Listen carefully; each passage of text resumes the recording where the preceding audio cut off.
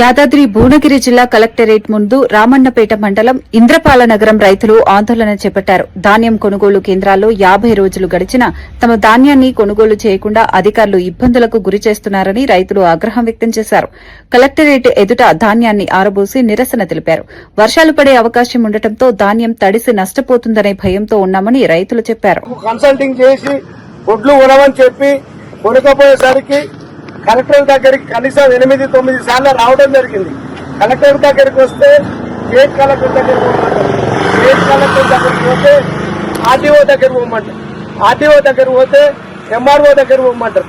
ఏంటి సార్ సమస్య అని మేము అడిగితే ఏది సమస్య లేదు, మీ దగ్గర స్థానిక నాయకుడు అయినటువంటి వేముల వీరేశం ఎమ్మెల్యే గారి గురించే సమస్య, మీ ఊరోళ్ళ నుండి సమస్య వస్తుంది కానీ ఎక్కడ సమస్య లేదంటారు. సార్ మేము రైతులం కాదా, మేము పంట పండించలేదా, మా ఒడ్లు కొనకూడదా, మరి ఏంది సార్ సమస్య అంటే వాళ్ళు సమస్య సృష్టించినందుకు గ్రామం పెద్ద విలేజ్ 4600 ఓట్లు కారు గుర్తు అభ్యర్థి టీఆర్ఎస్ అభ్యర్థి గద్దాసు విక్రమ్ గెలిచిందని కక్షతో మీరందరూ ఒక సైడ్ ఓట్లు వేసిరని చెప్పి మా ఓట్లు కొనకుండా ఈ రోజు వేముల వీరేశం చేస్తున్నాడు.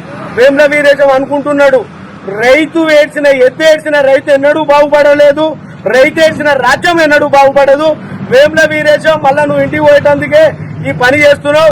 ఈ మాటలు నీకు వర్తిస్తే మమ్మల్ని కొడతావో చంపుతావో, మా ఒడ్డు కొనకపోయినా బాధలేదు కానీ మేము ఏ ధర్నాలు ఏ కార్యక్రమాలు చేసి ఎవడో ఒకటి గ్యాస్ను పోసుకోను పెట్రోల్ పోసుకోను సస్తేనే ప్రభుత్వం దిగొస్తుంది. ఇవాళ కలెక్టర్ ఆఫీస్ ముందుకు 60 మంది వచ్చినాం, ఎవడో ఒకడు పుల్కల మందు దాగి సస్తాడు, నీ ప్రభుత్వానికి చెడ్డ పేరు వస్తుంది.